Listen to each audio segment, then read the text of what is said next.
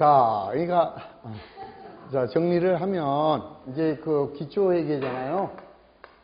자, 기초회계가 우리 책이 다 끝났잖아요. 원래는 이제 다음 달로 본다면은 오늘이 25일인가요? 네.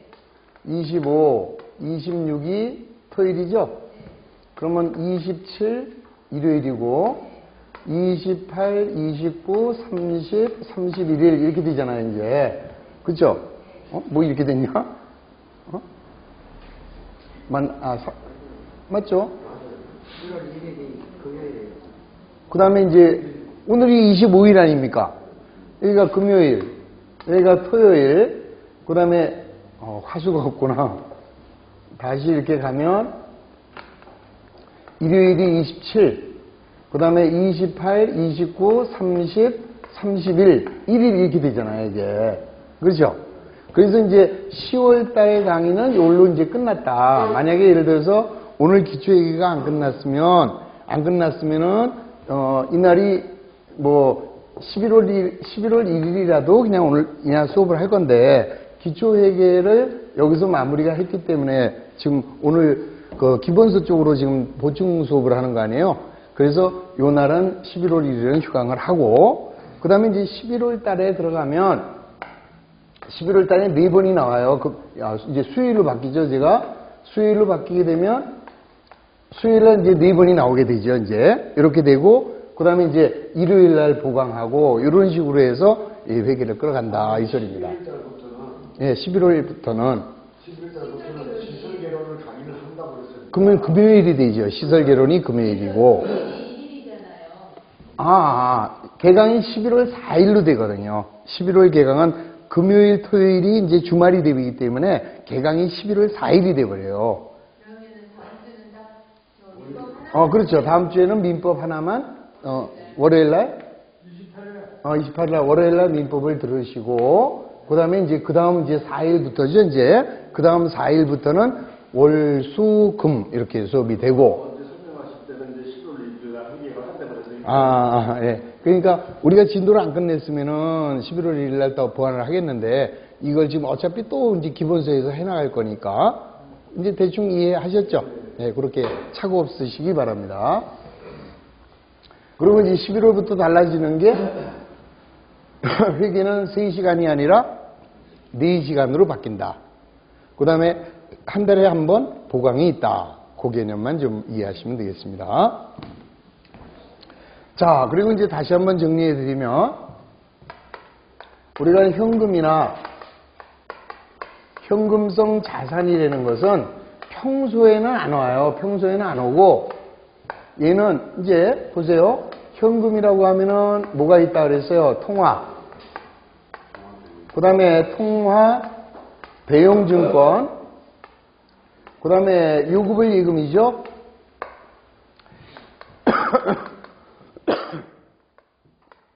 얘네들은 현금으로 분개하고, 요금을 예금은 보통 예금이나 당좌 예금으로 분개하고, 그 다음에 현금성 자산은 단기 금융상품이나 또는 단기 매매 금융자산으로 이렇게 이제 분개할 때는 현금은 현금대로 분개하고, 당좌예금에 있으면 당좌예금으로 분개하는 거예요, 분개는. 근데 지금 현금이 현금성 자산은 언제 써먹느냐? 그러면은 나중에 재무상태표를 작성할 때 이때 현금 및 현금성 자산 이렇게 해서 통합보고하는 개념이다, 이 소리예요. 쉽게 말해볼게요. 우리 회사 현금이 100원 있어요. 보통 예금 50원이 있고 당좌예금이 30원 있어요. 그 다음에 이런 애들 중에서 20원이 있다라고 하면은 우리가 나중에 재무상태표 작성할 때 현금 100원, 보통 예금 50원, 당좌예금 30원 이걸 따로따로 보고하면 보는 사람 눈 피곤하잖아요. 그러니까 나중에 재무상태표를 작성할 때는 우리는 언제라도 현금으로 바꿀 수 있는 놈이 200원입니다. 이렇게 보고하면 되지. 내부적으로는 이렇게 따로따로 표시를 하더라도 외부에 보고할 때만 현금 및 현금성 자산으로 보고한다, 이 소리예요. 그래서 이런 거를 통합계정이라고 그러는 거죠. 그러니까 이제 시험 문제에서는 아까 3페이지에 나와 있는 것처럼 다음은 에듀서울의 회계연도말 자료다. 다음 자료에 의하여 재무상태표상에 보고될 현금 및 현금성 자산은 얼마냐 이렇게 물어보는 거다 이 소리죠. 그럴 때는 얘 퉁쳐서 얼마 이렇게 보고한다. 그렇게만 이해하시면 돼요. 오케이? 무슨 말인지 아셨죠? 그러니까 일반적으로 분기할 때 현금을 당좌예금하다 그러면 차변에 당좌예금이라고 분기해야지 당좌예금은 현금이지 하고 현금이라고 분기하면 안 된다 이 소리예요. 그러니까 세세하게는 따로따로 계정이 나타나지만 나중에 재무보고서를 작성할 때만 현금 및 현금성 자산 이렇게 보고한다. 그렇게 이해하시면 되겠습니다. 오케이? 네. 자, 그 다음에 이제 현금 과부족이 된 게 나왔습니다. 자, 현금 과부족이 되는 거는 뭐냐? 현금 과부족이라고 하는 것은 현금이 많거나 또는 현금이 과다하다 또는 모자랄 때 쓰는 거예요. 부족할 때 써먹는 계정이 바로 현금 과부족입니다. 무슨 이야기냐? 다시 한번 정리하시면은요. 현금 과부족이 되는 것은 현금이 많거나 적을 때 이때 현금 과부족이다. 그럼 이제 예를 들어서 이 현금이라는 건 굉장히 중요하잖아요. 그러면 오늘이 10월 25일입니다. 우리 회사의 격리 직원이 저녁 때 퇴근을 할 때 장부에 있는 현금하고 실제 있는 현금을 맞춰봐야 되잖아요. 그러면 장부에는 얼마로 되어 있느냐? 100만 원이에요. 장부에는. 그런데 실제로 돈을 쉬어봤더니 90만 원밖에 없더라 이 소리예요. 왜 이런 일이 있을까요? 우리 이제 예를 든다면 자, 낮에 격리 직원들끼리 모여서 점심을 먹는데 집세를 받으러 왔어요. 그러니까 집세를 받으러 왔는데 집세가 10만 원이에요. 쉽게 말해서. 그러면 집세를 주잖아요. 10만 원 줬어요, 현금으로. 그리고 어떻게 해요? 바로 장부에다가 임차료 10만 원, 현금 10만 원 이렇게 되게 처리했다면 장부도 당연히 저녁 때 90만 원 이렇게 돼 있겠죠. 당연히. 그렇죠? 근데 밥 먹을 때 왔잖아 하필이면. 그럼 우리 밥 먹다 저런 거 하기 싫죠? 에이 이따 하지 뭐. 그럼 이제 밥 먹고 커피 한잔 하고 잠시 졸다가 다른 거래가 있으니까 다른 걸 하다 보니까 저걸 잊어먹었단 말이죠. 그러니까 저녁 때 퇴근하려고 보니까 장부상에는 100만 원이 남아있어야 되는데 들어가면서 쉬어보니까 돈은 90만 원밖에 없는 거예요. 그러면 이 10만 원이 왜 모자라는지를 찾아내야 될 거 아니에요. 그러면 머리 좋은 사람은 아 맞아 낮에 집세 줬지? 알고 쓰면 되는 거예요 그냥 그때. 근데 그 생각이 안 나는 거죠. 그렇죠? 그 생각이 안 나. 그럴 때 좌우지간에 지금 장부에는 100이지만 실제로는 90밖에 없으니까 장부하고 맞춰놔야 될 거 아닙니까? 그래서 일단 10월 25일 날 뭔지 모르지만 현금이 10만 원 지출이 됐다. 원인을 모르는 거예요. 원인을 모르니까 이때 현금 과부족이라고 10만 원 이렇게 임시로 계정을 하나 만들어 놓는 거다 이 소리죠. 그리고 이제 그 다음날 출근해서도 생각하고 10만 원이 뭐지 10만 원이 뭐지 한참 생각하는 거라. 그러다가 언젠가 알았다 이 말이죠. 11월 2일쯤 맞아 그때 집세 줬었지 생각나면 그때 가서 임차료 10만 원 이제 알았어요. 그럼 얘 없애버리면 되잖아. 현금 과부족 10만 원 이렇게 없애버리면 여기 만들어놨던 게 여기 가서 없어지면 결국 집세 10만 원을 현금으로 준게 된다. 이런 얘기죠. 이해하셨죠? 무슨 말인지. 또 반대로 이런 일이 있을 수 있어요. 10월 25일 날 장부상에는 100만 원인데요. 저녁 때 퇴근하려고 실제 잔액을 조사했더니 120이야 이번에는. 그럼 이 경우는 뭐예요? 낮에 누군가가 20만 원을 갖고 온 거죠. 20을 받아놓고 장부 기장을 안 했던 거란 말이죠. 그러면 일단은 퇴근할 때 어쩔 수 없어요. 20만 원 남네? 나가서 삼겹살 파티 할까요? 오늘 20만 원 남았으니까 쓰자 하고 삼겹살 먹을까? 그러면 안 되잖아요. 그래서 이럴 때에도 뭔지 모르지만은 현금이 20이 들어왔는데 원인을 모르는구나. 원인을 모르니까 여기다가 뭐라고 써요? 현금 가부족 이렇게 만들어 놔라 말이에요. 임시로. 그래 놨다가 언젠가 찾았어요. 11월 1일 날 맞아 그때 이자 받은 거구나 하고 이자 받은 게 생각이 나면 그때 가서 뭘 만들어줘요? 이자 수익을 만들어주면서 뭘 없앤다? 우리 아까 임시로 만들어 놨던 현금 가부족을 여기 와서 죽여버리면 이자를 현금으로 받은 게 된다 이런 얘기예요. 그래서 임시로 만들어 놓는 계정을 현금 가부족이라고 한다. 아셨죠? 그러니까 현금 가부족은 언제 나타난다? 현금이 많거나 현금이 부족할 때 나타나고 걔는 언제 없어진다고요? 원인이 밝혀지면은 없애는 거다 이 소리예요. 근데 얘가 결산할 때까지도 원인 판명이 안 돼요. 만약에 12월 31일이 결산인데 결산할 때까지도 현금 가부족이 원인이 판명되지 않는다면 그때는 어쩔 수 없어요. 현금 가부족은 다음 회계 기간으로 넘어갈 수가 없어요. 그래서 이때는 현금 가부족을 일단 죽여버리면서 하여튼 뭔가 지출이 있어서 나간 거 아니겠어요? 그죠? 그래서 이때는 그냥 바로 결산 시에는 잡손실 이렇게 떨어라 이 소리죠. 그러니까 원인은 찾아내려고 노력을 하되 결산할 때까지도 원인을 모르면은 잡손실로. 저기서는 뭘로 하면 될까 그러면? 저쪽의 경우 돈이 많은데 원인 판명이 안 되면 그때는 뭘로? 잡이익으로 이렇게 회계 처리하시면 된다. 그게 현금 가부족 회계예요. 아무것도 아니죠? 자, 보시겠습니다. 자, 3페이지 하단에 현금 가부족. 자, 설명은 다 했고요. 바로 문제로 들어가겠습니다. 4페이지. 다음에 1년의 거래를 회계 처리하시오. 4월 20일 날 현금 출납장의 장부 잔액은 73만 원인데 현금 시제액은 78만 원이다. 이 경우에는 어떻게 된 거예요? 현금이 많은 거예요? 모자라는 거예요? 자, 장부에는 얼마로 돼 있다고? 73만 원인데 실제로 쉬어보니까 78만 원이나 있네. 그러면 현금이 5만 원? 들어온 겁니까? 나간 겁니까? 들어온 겁니다. 따라서 차변에 현금 5만 원이 들어왔는데 원인을 알아요? 몰라요? 원인을 모르니까 이때는 뭘로 한다? 현금 과부적으로 5만 원 이렇게 만들어 놔라 이 소리죠.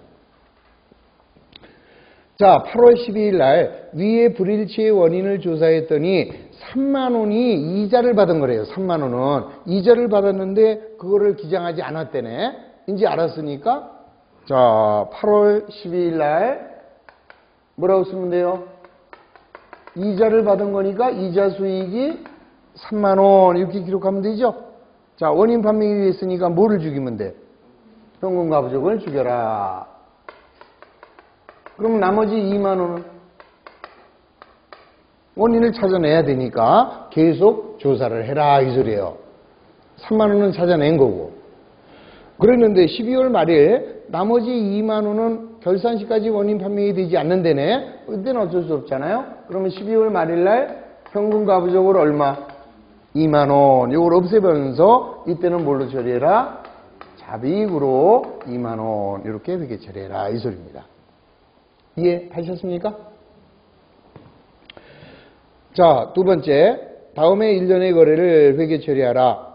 3월 15일 날 현금 출납장에 장부 잔액은 55만 원인데 실제 현금은 50이다. 그럼 이번엔 반대 케이스죠. 자, 현금이 들어왔어요? 나갔어요?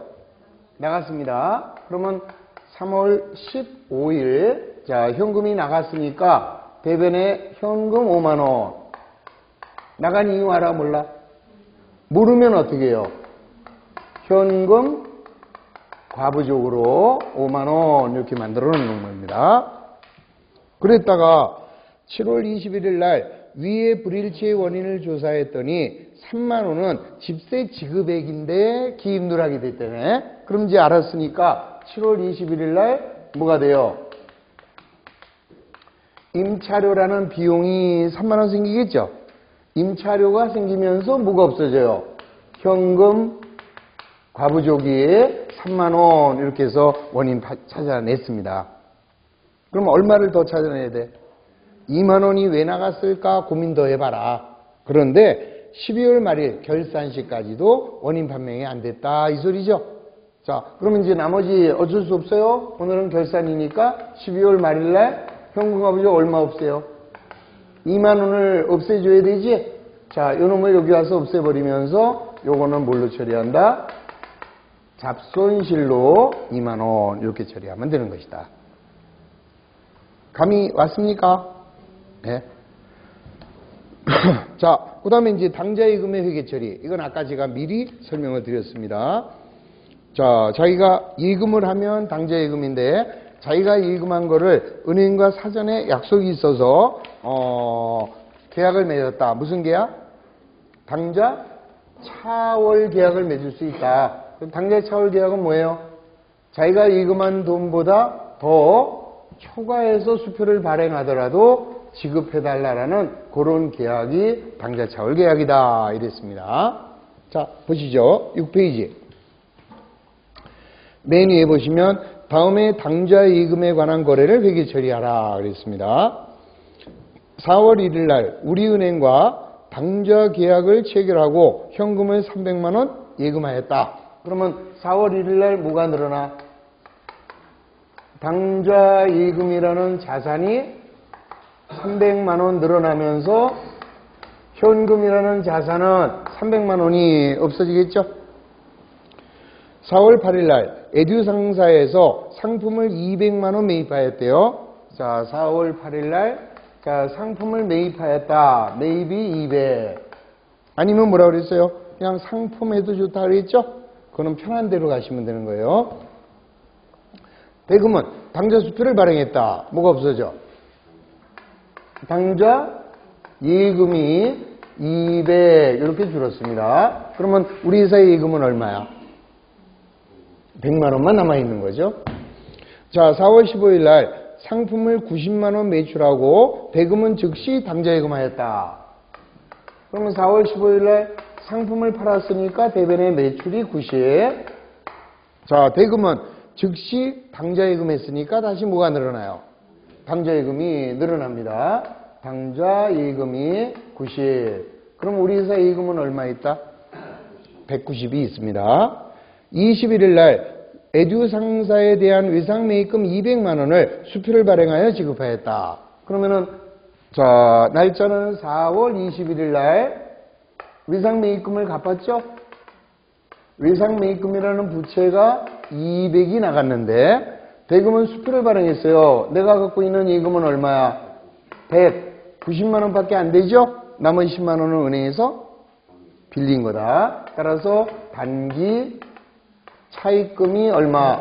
10만 원 또는 다른 말로 당좌 차월이라고 해도 되고, 그러니까 우리는 어차피 객관식이잖아요. 그러면 시험지에 당좌 차월로 나와도 맞는 답이고 단기 차입금으로 나와도 맞는 답이죠.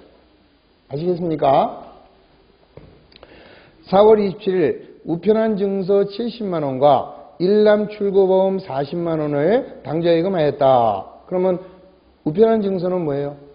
현금. 일람 출고보험은 현금. 현금을 110만 원 당좌 예금했네요.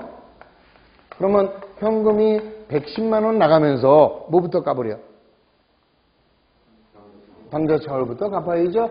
자, 부채가 10만 원 없어지면서 나머지는 뭐가 된다? 당좌 예금이 100만 원 이렇게 되면 끝난다 이 소리죠. 이렇게 해서 빌리면 당좌 차월 갚으면 없애고 왔다리 갔다리 하면 된다 이 소리입니다. 대충 이해하셨죠? 오케이? 자, 그 다음에가 이제 가장 중요한 게 은행계정 조정표라는 겁니다. 자, 이 은행계정 조정표가 뭐냐? 조금 이제 어려운 문제인데요. 사실은. 자.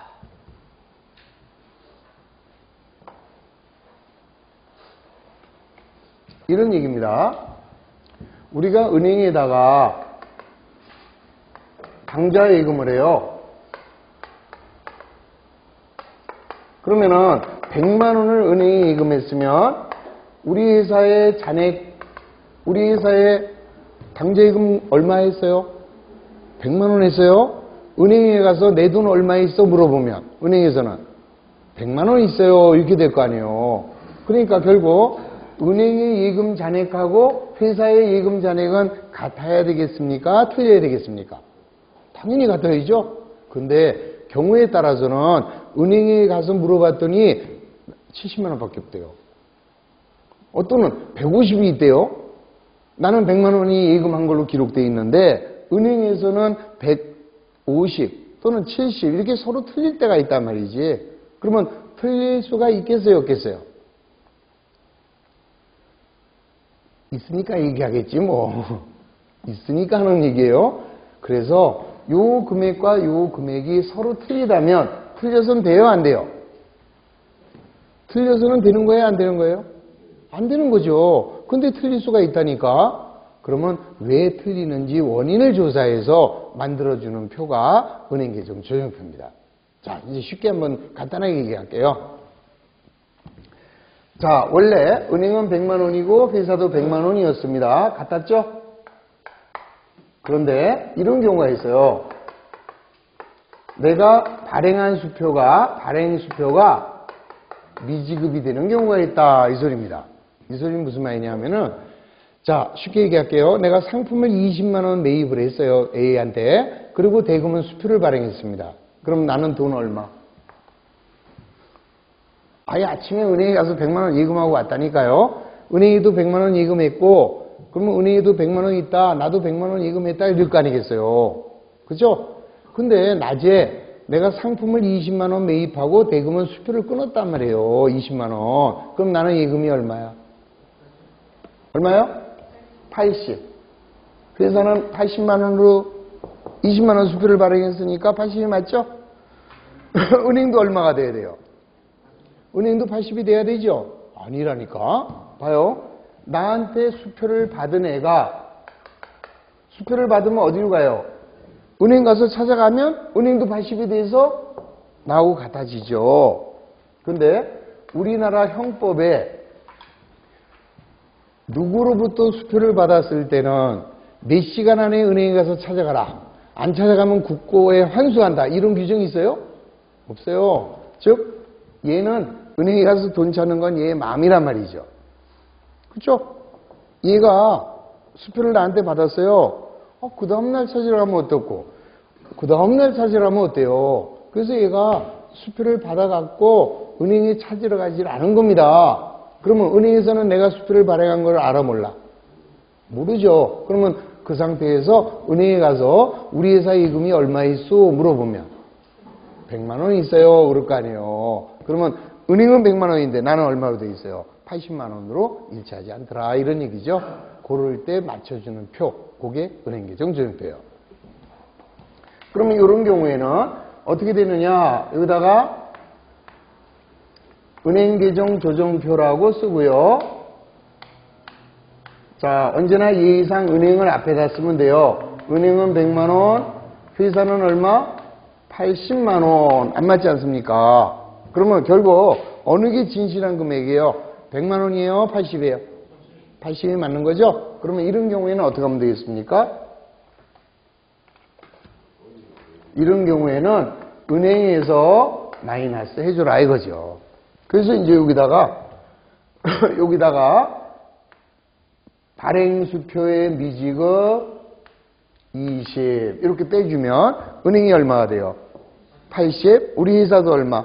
80 해서 일치하게 된다 이 소리예요. 이런 표가 은행계정 조정표. 자, 그러면은요 이런 경우 있을 수 있어요.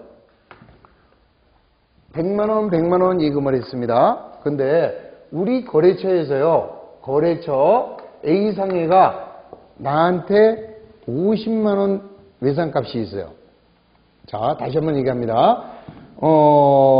옛날에는요, 외상대금을 받으러 다녔고 주러 다녔습니다. 근데 요즘에는 이 바쁜 세상에 돈 받으러 뭘 다녀요? 거래처 은행 번호 알아요. 계좌번호 알죠? 그러면 나한테 50만 원을 입금할 거래처에서는 나한테 돈을 들고 오지 않고 은행에다가 입금을 시킨다고. 그렇지 않겠습니까? 그래서 얘가 자 외상값 50만 원을 은행에 결제를 했어요. 그러면 은행은 얼마가 돼요? 150이 됐을 거 아닙니까? 근데 이 친구가 나한테 전화를 해줘야죠. 야, 외상값 50만 원 은행에 송금했다 전화를 해야 되죠. 전화해요, 안 해요? 요즘 것들은 안 합니다. 왜 안 해요? 아, 전화요금 네가 내냐? 그러죠. 자기가 날짜 돼서 입금시켰으면 지가 알아서 찾아가겠지 생각하지. 구태여 전화해서 안 해요. 그럼 내가 이제 전화하죠, 걔한테. 야, 엄마 왜 50만 원 안 보내? 그러면 미친놈. 벌써 보냈어, 임마. 이러면 끝나는 거예요, 그냥. 자, 그러면 이런 상태입니다. 상대방이 50만 원 입금한 거 나는 모르고 있어요. 자, 그 상태에서 은행에 가서 내 돈 얼마 있어요? 물어보면 150. 근데 나는 100만 원. 안 맞잖아요. 자, 그러면은 이제 이런 경우에는 이런 걸 뭐냐? 이런 거는 거래처로부터 입금이 됐는데 통지를 못 받았다. 통지가 미달된 케이스. 그럼 이 경우에는 누가 고칠까요? 은행이 고쳐요? 회사가 고쳐요? 회사가 더해줘요? 빼줘요? 이번에는 더해주는 것이다. 이 소리죠. 그러니까 이제 은행규정조정표 작성하게 되면 자, 은행은 150이다. 회사는 100만 원이다. 불일치의 원인은 뭡니까? 거래처로부터 입금되는 게 통지가 미달된 케이스. 이 경우에는 누가 고친다? 회사에서 얼마를 더한다? 50. 이렇게 더하면 은행 150, 회사 150 일치하게 된다. 이 소리죠. 이해하셨죠? 자, 그 다음에 세 번째는 미예입액 이런 게 나와요. 미예입액이라는 것은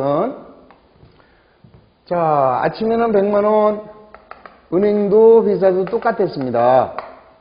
똑같았어요. 그런데 우리가 이제 오늘 회사에서 30만 원을 은행에 예금을 합니다.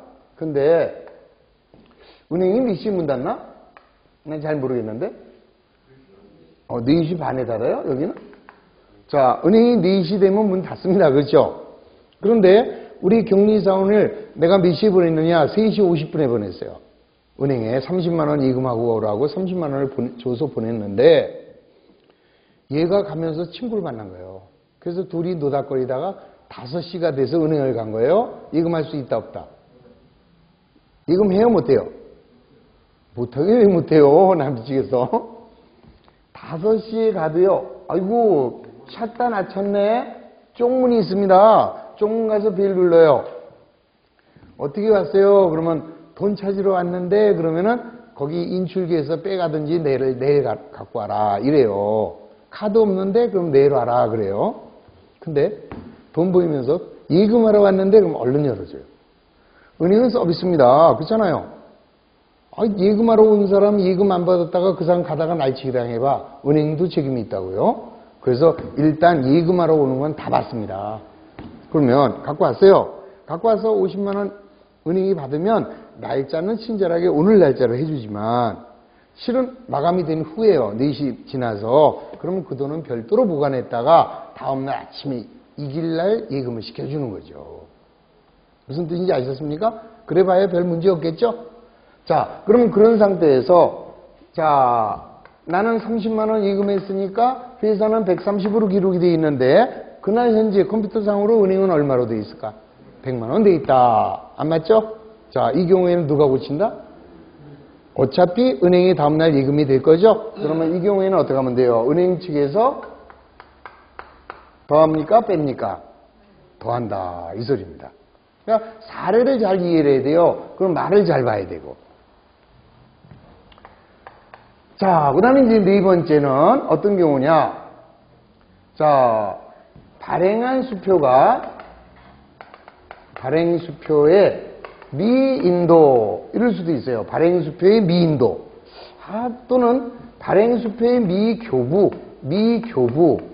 미인도 뭐 이제 이런 경우가 나와요. 그럼 요거하고 헷갈리기 쉬워요. 자, 어떤 케이스냐 하면은 이번에는요. 아침에는 은행도 100만 원, 회사도 100만 원 똑같았습니다. 근데 우리 회사의 수표를 발행할 수 있는 책임자는 여러 명이다, 한 사람이다. 일단 회사가 수표를 끊을 수 있는 사람. 여러 명이에요. 회사에서 수표를 아무나 그냥 막 써요? 그럼 오후에 수금하러 가면 청소부도 끊어주겠네? 수표를? 책임자가 수표를 발행하겠죠. 항상 모든 거래는 은행의 이 당좌 거래는 격리부서에서 하게 되고 격리부서의 책임자가 돼야만 수표를 끊을 수 있죠.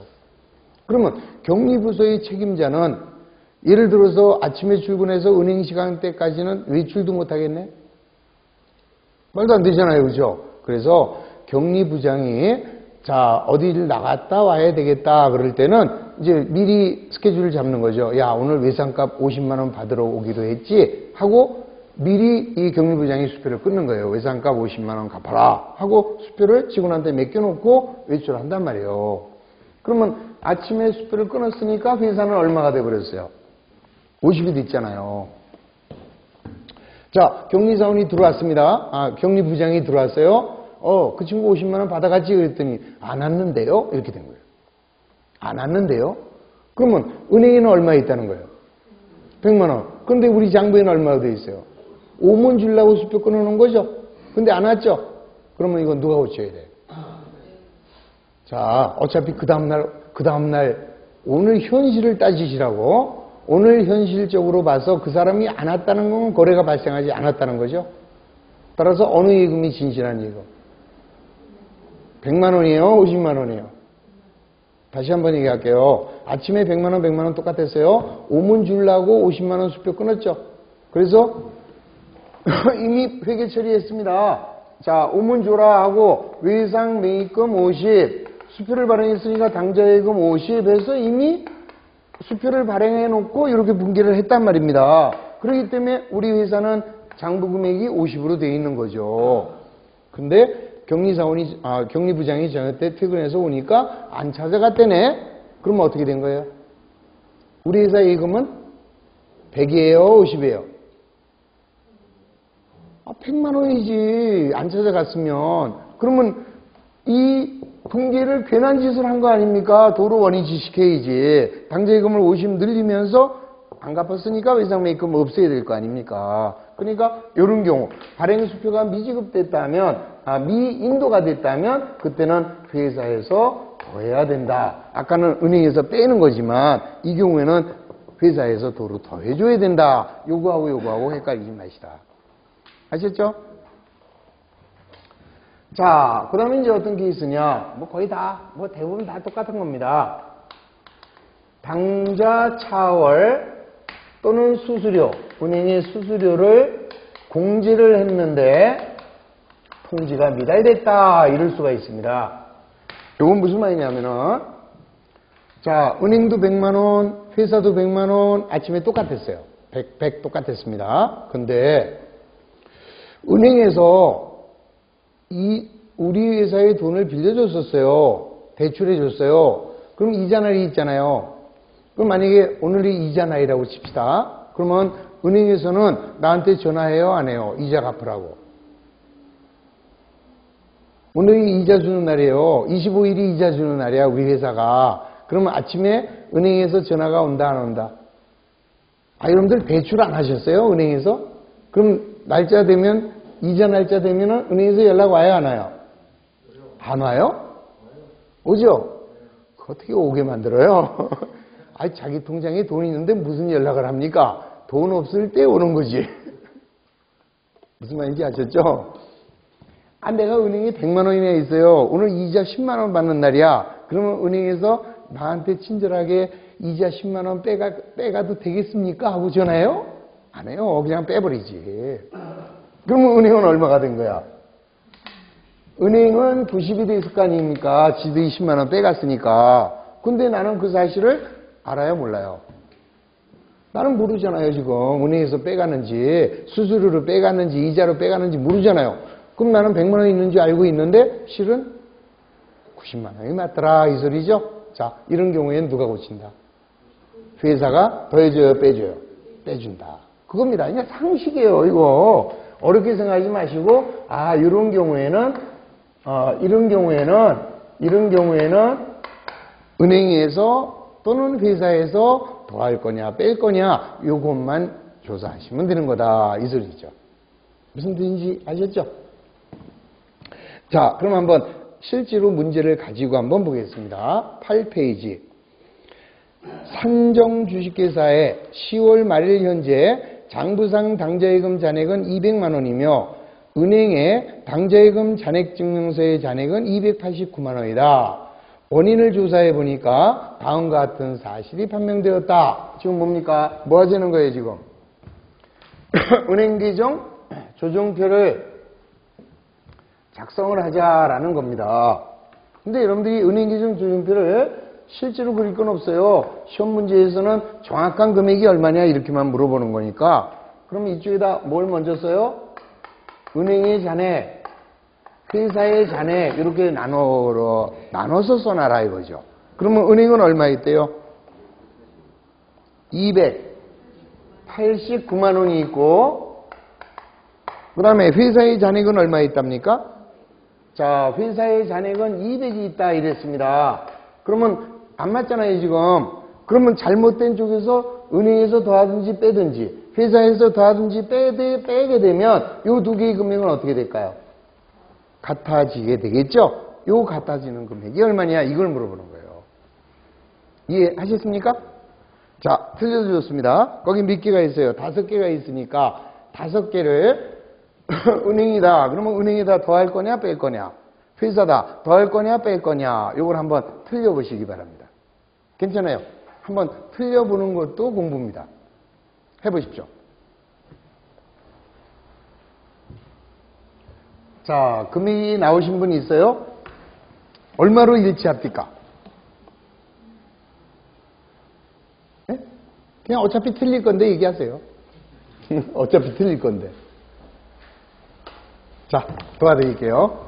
그러니까 이게 어렵죠. 지금 무슨 말인지 굉장히 많이 힘든데, 그게 이제 우리 이제 그 11월부터 처음 강의하게 되면 첫째 주하고 둘째 주는 그 우리 2달 동안 배운 게 압축돼서 다시 한번 강의를 합니다. 그러고 나면 이제 3주 차부터 이제 이 내용이 이제 연기가 될 거예요. 그럼 그때 들으면은 이제 이해가 훨씬 더 빨리 올 겁니다. 그러니까 오늘은 대충 흘러가는 흐름만 잡으시면 돼요. 자, 대신에 외우는 거 아닙니다. 이해를 하시면서 자, 넘어가 봅니다. 1번, 10월 말일날 발행한 수표 83만 원이 아직 은행에서 지급되지 않았다. 내가 수표를 발행했는데 아직 은행에서 지급되지 않았대요. 그럼 누가 고쳐야 돼? 은행에서. 더한다 뺀다. 마이너스. 그래서 은행 쪽에서 마이너스 83만 원 썼습니다. 그 다음 2번. 산정의 거래처로부터 외상매출금 75만 원이 은행에 대체 입금되었으나 은행으로부터 통지를 못 받아서 장부에 기록하지 않았다. 이 대체 입금이라는 건 뭐냐면요. 우리 거래 계좌로 거래처에서 옮겨가는 걸 대체 거래라고 그래요. 무슨 뜻인지 아셨죠? 자, 그러면 이 경우에는 누가 고쳐야 될까요? 회사가 더한다 뺀다. 자, 거래처로부터 입금이 됐는데 나는 몰랐잖아요, 이제. 그럼 내 입금이 늘어났다라는 거 아시겠지? 자, 따라서 얼마? 75만 원을 더해주게 됩니다. 3번. 10월 28일 날 당좌 입금한 수표 65만 원이 부도가 되어 은행에서는 인출 처리했으나 자, 은행으로부터 통지가 없어서 주식회사 산정에서는 인출로 기장하지 못했다 그랬습니다. 자, 이 소리가 무슨 말이에요? 10월 28일 날 당좌 입금했어요. 얼마를? 65만 원을. 자, 당좌 입금했는데 부도가 났대. 무슨 뜻인지 아셨습니까? 그러면 부도가 났으면 예금이 된 거예요? 안 된 거예요? 안 된 거죠. 근데 나는 몰랐죠? 그러니까 나는 누가 고쳐야 돼, 이거는?